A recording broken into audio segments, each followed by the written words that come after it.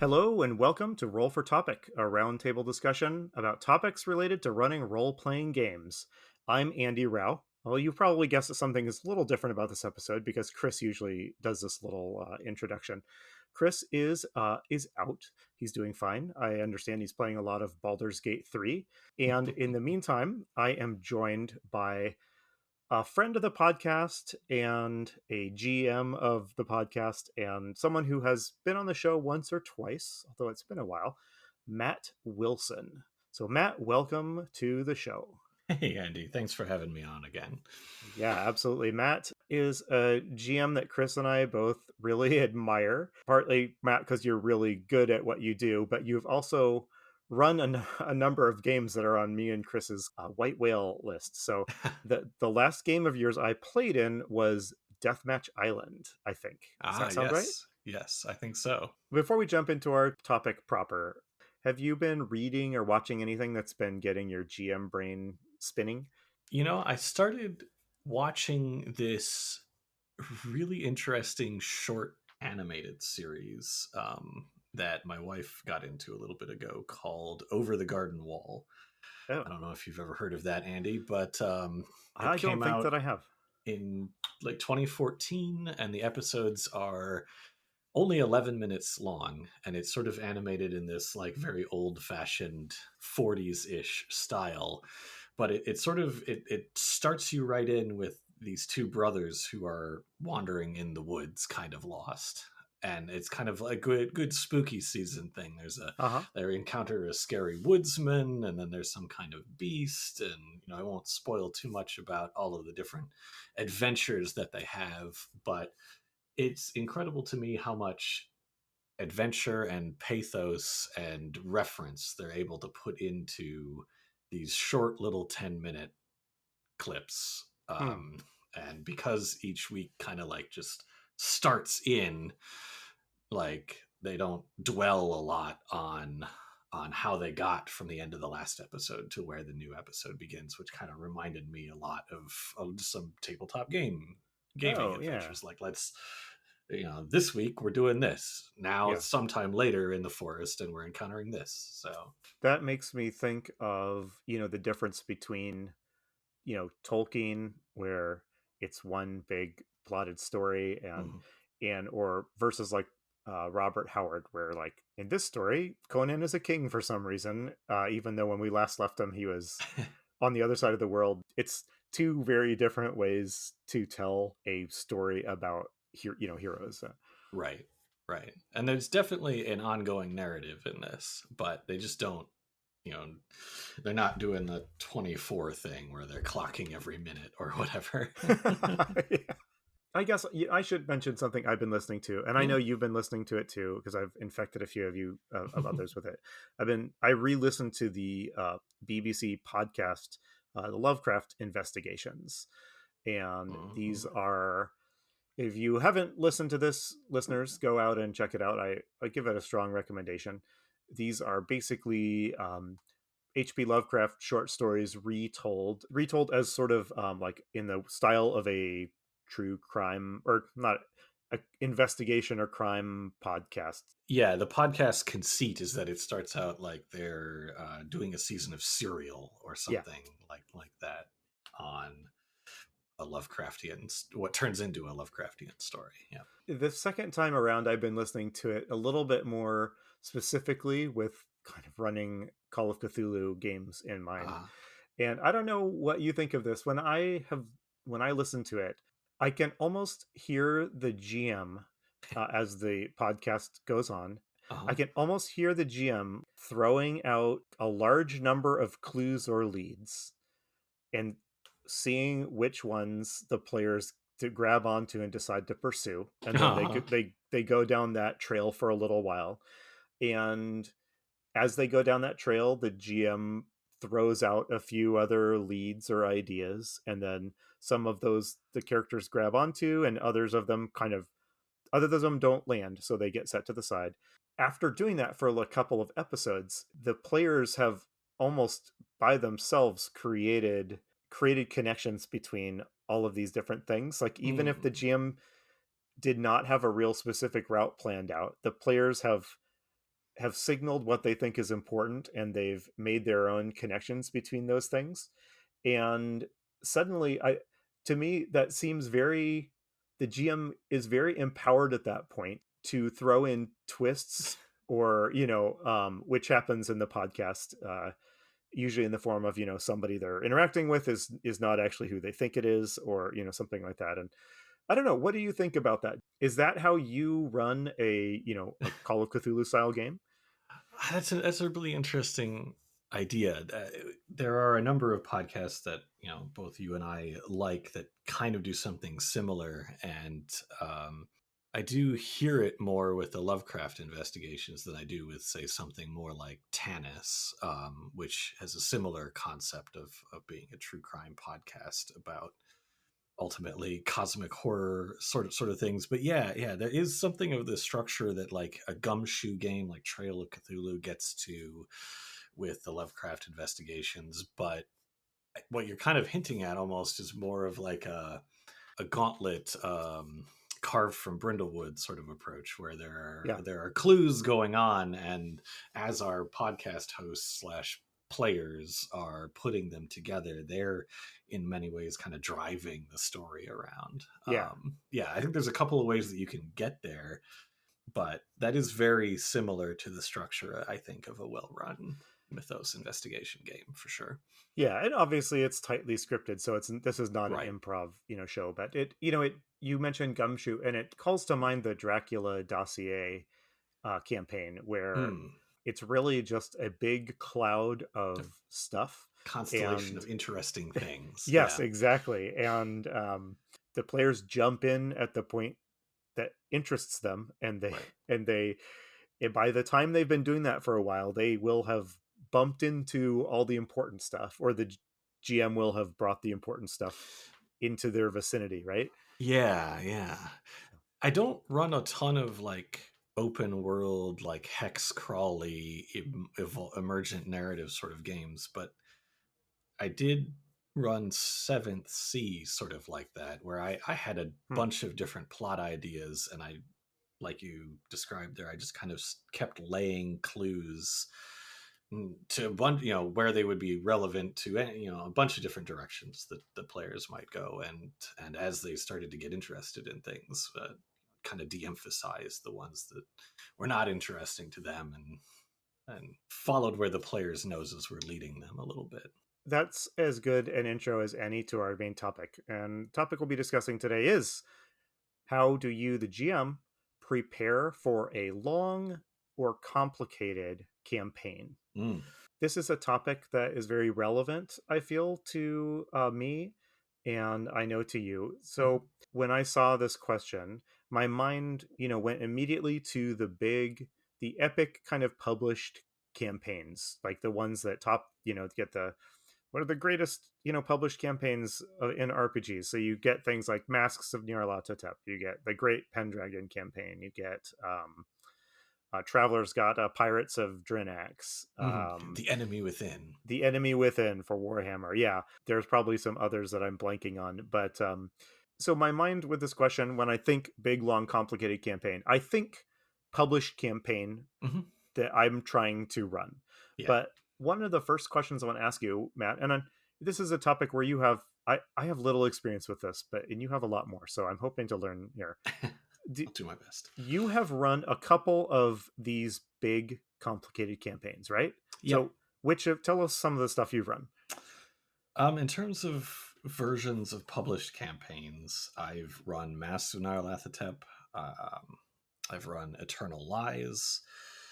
I am currently running The Enemy Within. I have run a version of Curse of Strahd. I think those are the big published ones. Yeah. Really, just those four epic campaigns?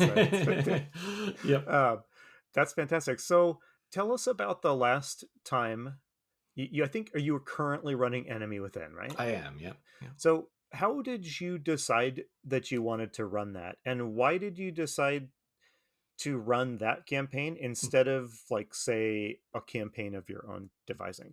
I guess I should preface that by saying that whenever I run a published campaign, I like to use it more as inspiration than running it as written. Hmm. And I think that's something that a published campaign can give you, those sort of story hooks, those sort of epic scenes that that you get in your mind that you then want to use in other places. Yeah. um so in terms of choosing one of those, I like to find something that is either trying something in a campaign structure that I haven't seen before. For instance, in The Enemy Within, the third section of that campaign is to me the most bonkers proposition ever put to a GM. Just in terms of what goes on and what they're expecting you to do in part 3 of that campaign. Is there a way you can, in a non-spoilery way, tell us what that is? Yeah, so Warhammer has this like through line in many of its published scenarios of like this master clock of events that are going on with all these Hmm. different intersecting plot lines, and the players are sort of getting in there in the gears and detangling all these things. The third section of The Enemy Within is like that taken to the nth degree. It takes place over a midwinter festival.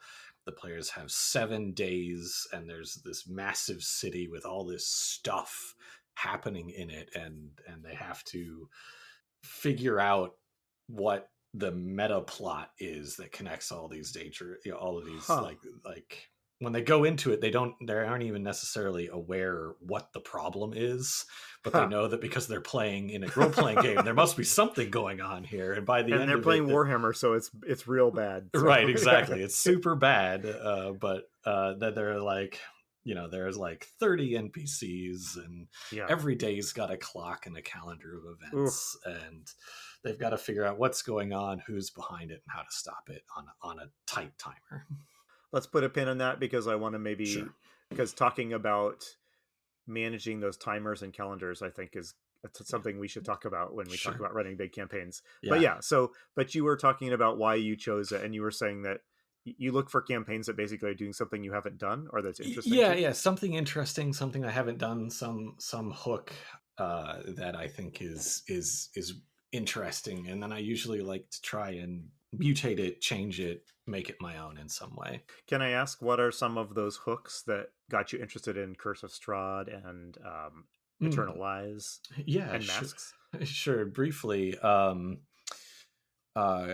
Curse of Strahd is like probably the first published adventure module that makes the villain somebody who is not just evil for their own sake, but Hmm. relatable in some way, Yeah.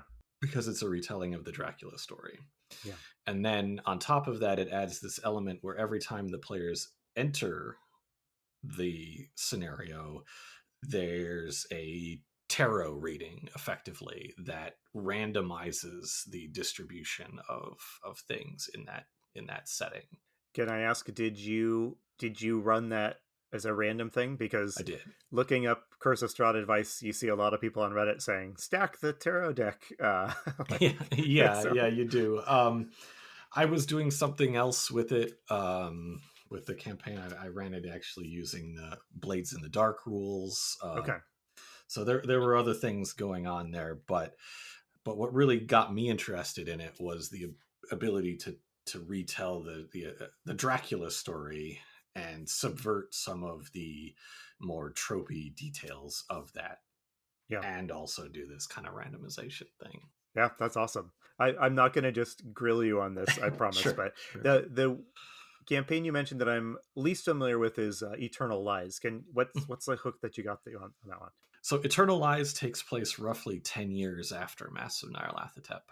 And the premise of Eternal Lies is that 10 years ago, a party of investigators suffered a total party kill while attempting to avert a Lovecraftian occult ritual during an eclipse. And I thought, interesting, because Masks Yeah. of Nyarlathotep ends trying to subvert a Lovecraftian, with the party trying to subvert a Lovecraftian ritual during an eclipse. Right. So Yeah. these two are kind of, I wanted to give my players the idea with Eternal Lies that maybe they had failed actually at the end of Masks of Nyarlathotep. Oh, yeah.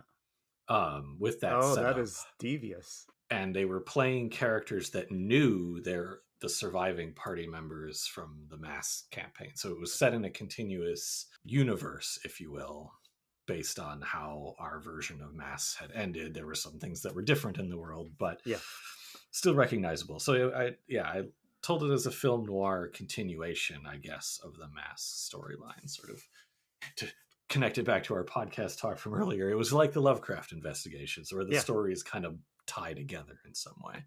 When you had the idea to run something like this, I'm thinking about how you pitch something like this to your players. Mm-hmm. One thing that's kind of interesting to me is the different experience you get when you say, we are going to run campaign X. It will take approximately this amount of real life time. Uh huh. Who here, and here's the schedule and pace we want to do. Who's in Uh huh. versus, hey guys, let's meet up and just start playing Call of Cthulhu or whatever. Right. And why go for like a kind of a campaign that has a structure and boundaries around it Right. versus like just running basically the same story but presenting it to your players as kind of an ongoing thing. Is there a difference between those experiences? That's a great question. I think there is slightly, and it comes down to player expectations. Part of my pitch documents, or my pitch to my players documents, makes it sound so formal. I Yeah, do yeah. I do provide people with a one-page pitch for the adventure, but I think that by selling it as a like overarching story, a big connected storyline with the following themes and points of reference, you can get player buy-in to pursuing that theme and that storyline, because oftentimes in role-playing games, especially when you're asking players to put their characters' lives at risk against the mythos, Right. right?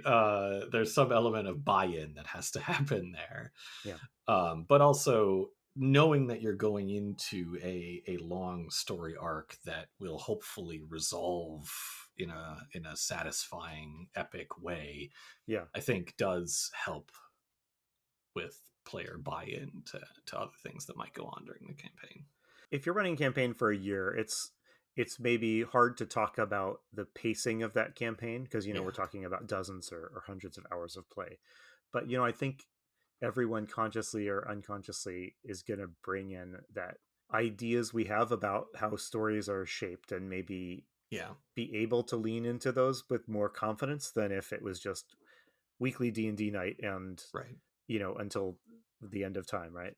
So you just mentioned that before your campaigns do a you give your players a sheet of info. What do you put on that sheet and why do you write that? Yeah, I write that in part for myself because I usually include in that some media references, like if you're going to play Blades in the Dark, the Blades in the Dark rulebook includes this sort of information. Like, think about Peaky Blinders and this and that, and so I include some of that information as well, and set the general like theme and tone for the campaign as a whole.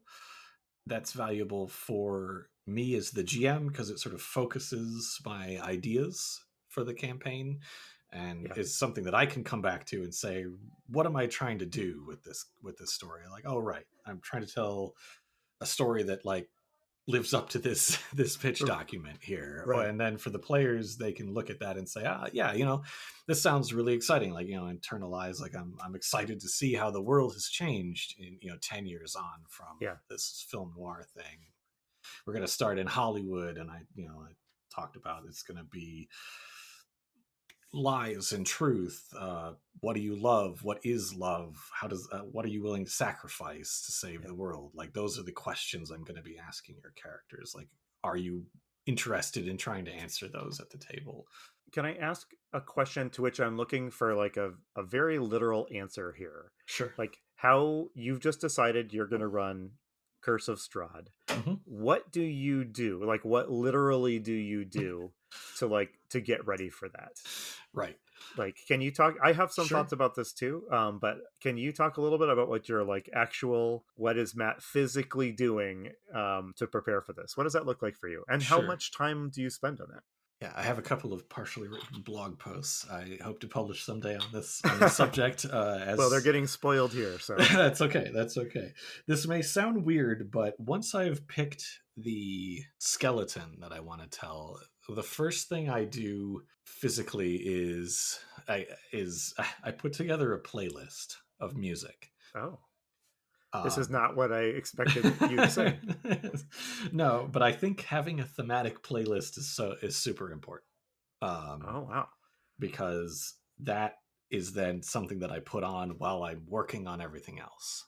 okay, And I might add stuff or take stuff away as I'm working on it, but having I'm the sort of person does that likes to work to a soundtrack. hmm There's always music going on, and when I'm working at my day job, when I'm working on games, so having music that's putting me in the right frame of mind for what I'm trying to do is important. And then the next thing that I do from there is I start thinking about the campaign's villains. Those are so important, I think, to the success of these long running games. yeah, Like, you have to, as the GM, understand what the villains are trying to accomplish and give them realistic, believable, coherent motivations and activities that they can be pursuing while the players are getting involved in the story. Picking out a published campaign like Masks of Nyarlathotep gives you all of these scenes and this structure that you could start filling your own ideas into. And for me, the first and most important idea are the villains, because it's all going to come down to you want your players to love to hate those guys, hmm. them being able to predict the villains' movements, once they've gotten to know them, and predict their weak spots or understand what they're trying to do, really elevates that. So for something like Masks of Nyarlathotep or Eternal Lies, those were the biggest changes I made. The changes were to the villains themselves. A common piece of advice you will get about running Curse of Strahd, but also different of the Paizo Pathfinder adventure paths, you will commonly hear people saying, "Be sure to bring the villain in at a regular pace and Hmm. establish some kind of a relationship, Hmm. even if it's a purely antagonistic one, with the players." Especially with your more D&D type campaigns, it's kind of hard in that, especially that kind of dungeon fantasy thing. We This idea of you go through the dungeon, you go through the dungeon or the adventure, and you get to the bad guy that's waiting for you at the end. Presumably that bad guy is really bad and deserves what's coming to him, so you can rely on players bringing some of their own kind of emotion to the story. But I think one of the reasons Curse of Strahd works is that Strahd has really clear reasons to engage with the players Hmm. long before they bust down the castle door to take him out, right? Right. So Absolutely. And even once they're in there with Strahd, they can be finding things out about Strahd yeah, that humanize him to a certain extent, him or her, depending on how you've done that. yeah. But yeah, I think getting your players to meet the villains early, and ideally in a way like before they know that they're antagonists. And there's always the old plant a spy amongst their midst trope that you can get away with a couple of times, like Yeah. my Masks of Nyarlathotep campaign.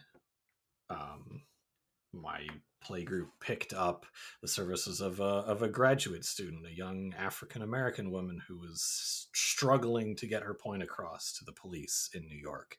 She knew about the Silas Nakwame, the Cult of the Bloody Tongue Mm-hmm. stuff there, and was interested in the player, trying to avert that superficially. And the players picked her up and they felt sympathetic towards her. And she had this very strong anti-colonialist bent. That's how I introduced them to Maweru, who was one of the Oh yeah. big tentpole villains of that whole Oh, that's good. whole whole arc. That is clever. Yeah. They spent the That's entire campaign confiding in her and helping her, and from her perspective, she was using them to eliminate the other white men who were rivals in this that's a in this cult. That's fascinating. So I ran the first chunk of Masks of Nyarlathotep across over the Mm, course of maybe 9 months or a year, and mhm. I wish I I wish I had planted that seed. But yeah, okay, that's really good. I was Yes, I was gonna little things like that. Yeah. I want to ask you how much you look to other people online, to other people's experience running something when you start to run something. And I have a little anecdote I will share from Yeah, go for it. preparing to run Curse of Strahd. And spoiler, I canned Curse of Strahd and moved to a Pathfinder adventure path because of this problem I'm about to describe. Okay. So when I decided to run Curse of Strahd, I spent a lot of time reading every account on Reddit and all the forums and everything Mm. of people who had run it. And there is no shortage of like, here's some tips for running Curse of Strahd. I picked up if you go to drive through, I think this is a wonderful thing, and I wish Wizards of the Coast and other game publishers would really call this stuff out more. But there's like this cloud of publications on a place like Drive Through RPG that's like companion materials for helping you run well any published D&D campaign, but specifically Curse of Strahd. There's a Yeah. ton of Strahd stuff. So I She ordered is the ancient is tremendous. she is the ancient is so yeah, so I ordered two of these books. She is the ancient was one of them. It's a way to sort of play around with like the gender tropes of Curse of Strahd. Mhm. And I ordered this absolutely monstrous Curse of Strahd companion, Okay. which is like it's significantly longer than the and so I'm reading all this, and at a certain point, um, it just was too much. Mhm. Is too much, and I had taken so many notes about all the stuff I needed to be sure to do in Curse of Strahd. Sure. Don't forget to do this. Make sure when the PCs get here that this happens. Otherwise, this other thing will be totally ruined. So I had all this advice, and it was stressing me out. And Sure. Yeah, and yeah. so I stopped. I'm not saying I'll never run Curse of Strahd, but I moved over to a Pathfinder adventure path, which Uh-huh. they all are also long, complicated things, but they are much easier to just start running without having to think about all this stuff. So, Yeah. how do you have that problem? Are you smarter than me and you don't do any research? And if you do shop around to see what Uh-huh. other people's experiences have been, what do you do with that, and how do you keep that from just like overloading your own what interests you about the campaign? Yeah, it's a great idea. Part of how I pick out the campaign in the first place, like how does a campaign become well enough known that it's going to come to your attention, right? it's Yeah. it's because people have written about it, right? So there is something of attention there for sure. But yeah, I definitely look for some examples of how people have taken that campaign and run it. And I'm definitely not perfect at this, but there's an art to finding a couple of inspirations and then being like, that's enough, Yeah, yeah. versus trying to read everything on the internet. If I've picked a thing out, and let's just say that for Masks and Eternal Lies, a huge inspiration. I drew inspiration from three sources for those campaigns. Um, and three is a decent number because Hmm. that gets you some ideas but not too many ideas, and your idea can be like one of four then, right? Yep. So it's there's still something that you're adding. Is one of the sources you've drawn on like an actual play of a They're campaign you're usually thinking of running? actual plays. I do like seeing the thing that I get from actual plays. that I find most valuable is if there's a particularly tricky spot in a campaign, or if an actual play and I have similar thematic ideas and I want to see how that played out. Like I knew going into Masks of Nyarlathotep and Eternalized that I wanted to do it in a film noir style. Hmm. And I happened to find over spacing on the name of the forum, but one of those old forums is a poster named Aviatrix, who I've mentioned Oh before, who yes, yep, I remember you mentioning her. Yep. she writes up in these incredible actual plays for her stuff on storygames.com, and she also approached Mass and Eternalize from a very film noir Hmm. Hollywood land perspective. So I was quite interested in that, and she was gender bending some things that I wanted to do as well. So I wanted to see how that played out. Similarly, in the Call of Cthulhu space, there's the British group Yog Yeah. Sothoth, Mm-hmm. the Innsmouth house players. They tend to run things like as written. So if you want to see like how these campaigns unfold with very experienced veteran GMs and players, like usually doing things as they're laid out in the book, yeah, like go check that out. They hit some problems in Eternalized that were really interesting to me to Hmm. see, like, oh, okay, that's interesting that this can go this way here. And then you'll probably find other things. There's so many, there's so much out there nowadays. Yeah. But yeah, I tend to look for a couple of sources like that, something close to the same theme as myself, something close to as written. Maybe you've done this, but if you were to write one of those, a blog post or a big forum entry where you were like, this is how Eternal Lies went, what is the kind of actual play report that you think is most useful for someone who's starting afresh? Ooh, um, That's a pretty intense question to throw at you there, I guess. But what I'm kind of trying to ask is, like, what is useful? Is it, here's three broad pointers to keep in mind, or here are 50 posts detailing, each session's worth of play? What made the sources you picked like so helpful to mhm. you? I think a common thread in the sources that I have gotten a lot of value out of is that they spend some time talking about the goals and the mechanics that they chose to accomplish those goals, that they had for the story and the campaign, and then they have engaging write-ups or podcast sessions with the actual play. Yeah. But I find I get more value out of it when there's some out of narrative talk about, here's what I was hoping to accomplish here, here's why it did or didn't happen, or here's the unexpectedly cool thing that I learned during the play of this chapter, Hmm. or something like that. And then you can actually see how that played out, see or hear how that played out. Yeah, I think that's a pretty common thing. I'll send you the link to the Enemy Within actual play that Yeah. that I'll that put it I in the show notes if you do. that I've liked as well. But yeah, that GM did a similar thing. It was like, hey, I'm making all these changes to Warhammer Fantasy so that I can tell the Enemy Within story the way I want to tell it. I Oh, was like, yeah. oh, I'm thinking of doing that too. Like, let's see how this worked out for you, sort of thing. Um, so we're coming up on time here, so I don't want to keep you here for too much longer, but I do have one or two other questions I want to get at. First, Mhm.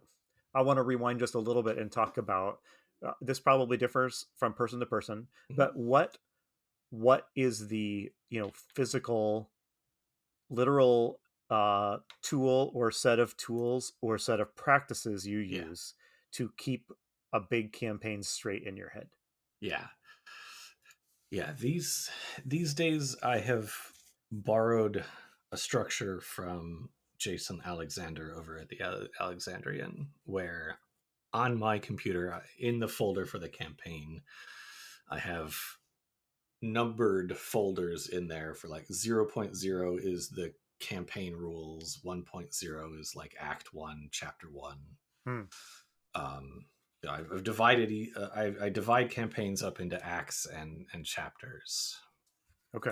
like a play, if you will, and then I keep the material for that. in that chapter, and I tend to work a little bit ahead, like with decreasing levels of detail the Hmm. further out from where my players are, Yep.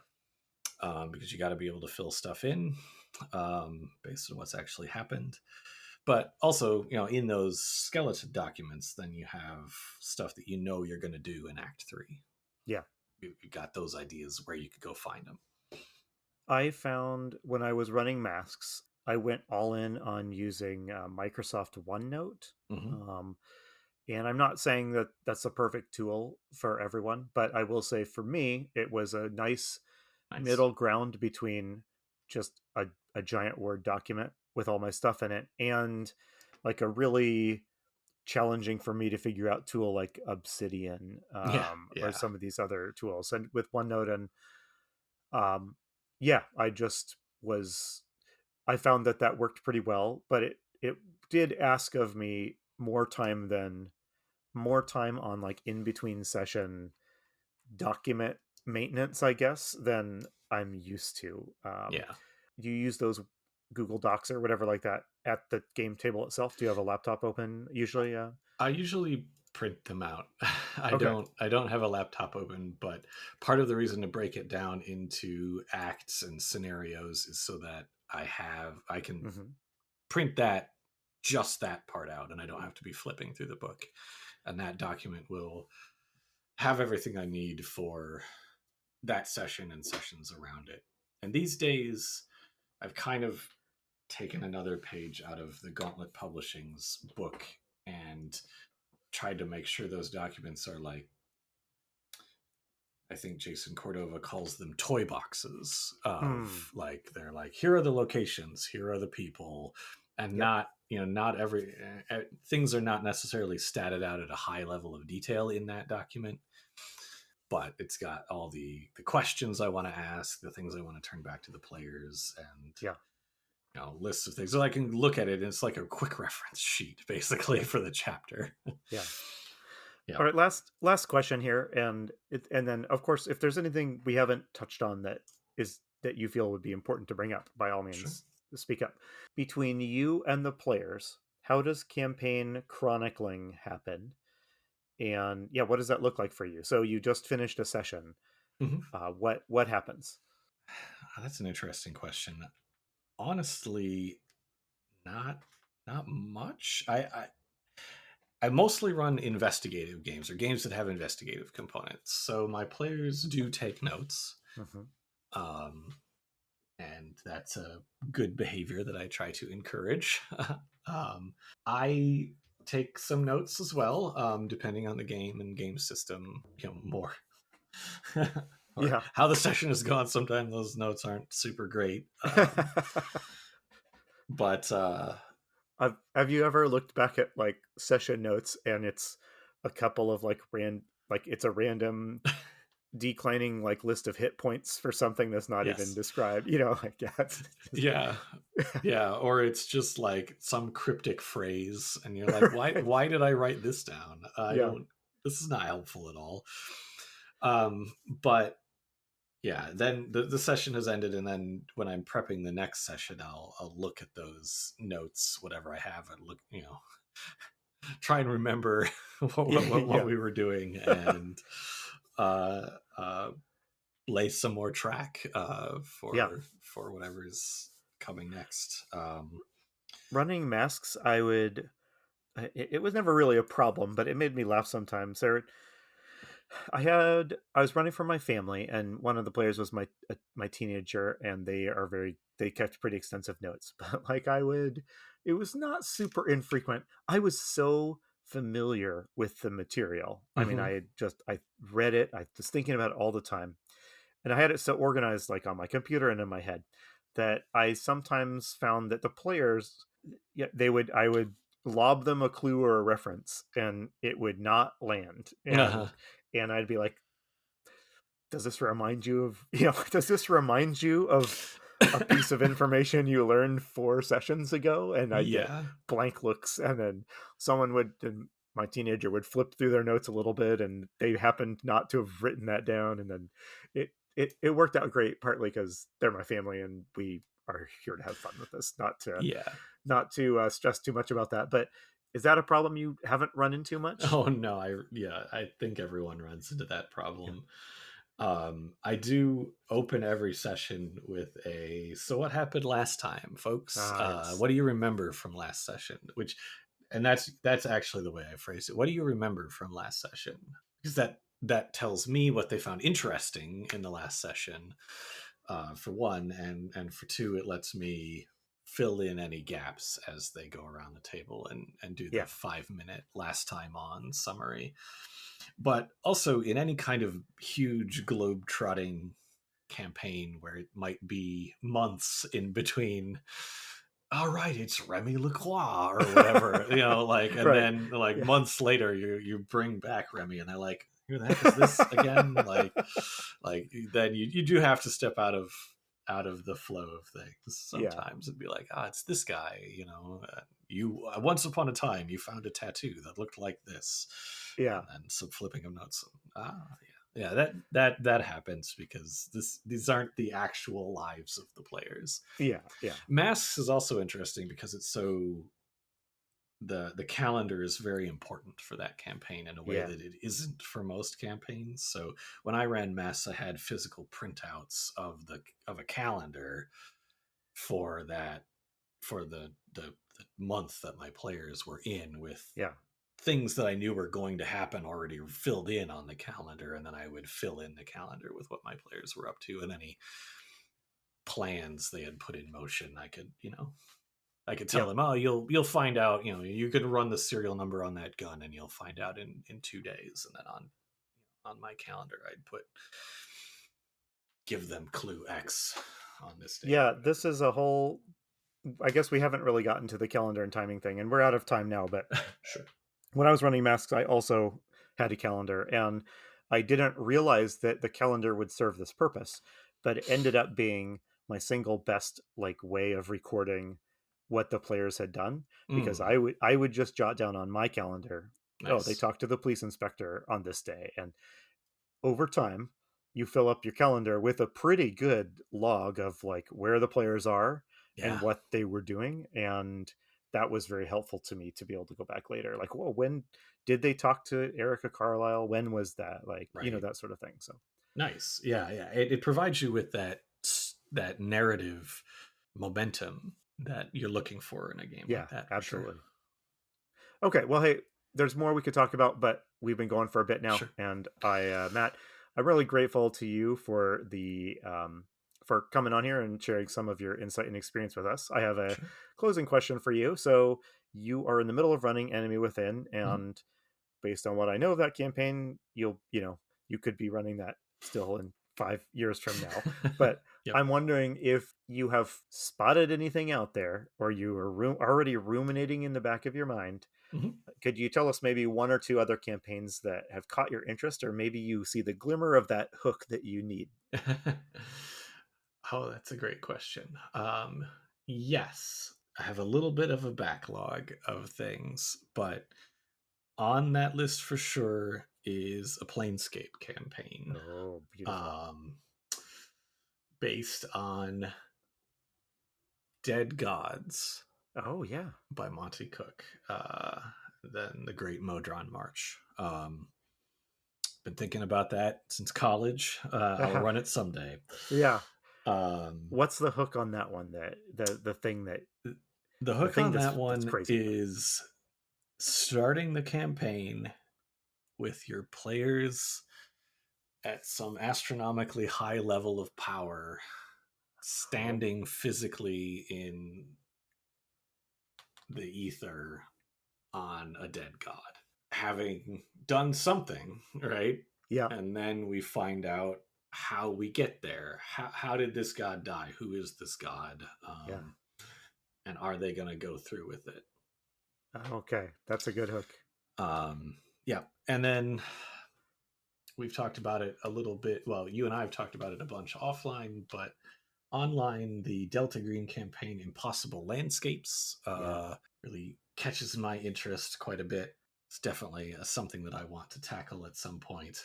And then there's also like some kind of science fiction also since college, but transhuman space is a Oh, GURPS setting that yeah. I piqued my did not expect interest. those words to come out of your mouth, by the way. Yeah, Like, that's great.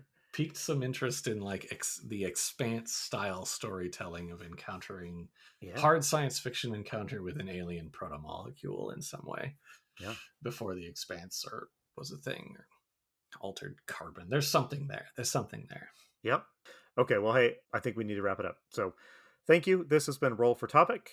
We're part of the Roll for It Media Network, our sister show, The Splatbook, hosted by John Corey and some other lovely co-hosts, has recently had some really good episodes. Matt, do I recall correctly that you recently were on The Splatbook and got a chance to interview some gaming luminaries that are I, relevant I to the campaigns we've just been discussing? I did indeed. I was fortunate enough that John let me on the podcast to talk to Ken Hyde and Gareth Ryder Hanrahan, two writers that I really admire, who've written a lot of stuff that I quite enjoy. Yeah. Trail of Cthulhu Second Edition is crowdfunding now, and they've made a bunch of changes that I think are really great. I don't know if I could be in that interview without doing the Wayne's World, like we're not worthy thing over and over again. But There was some of that. There was some of yeah. that. We tried to keep it cool. All right. Well, hey, thanks very much for joining us. Thanks for listening, and we'll be back next time with Chris. Will be back, assuming he's beaten Baldur's Gate 3 or whatever else he's up to by that Nice. time. And thank you for listening, and catch you next time. Work on your villains. Oh, hey, you know what? This is why I need Chris around here. Yeah. Remember, if your players are having fun, you're a great GM.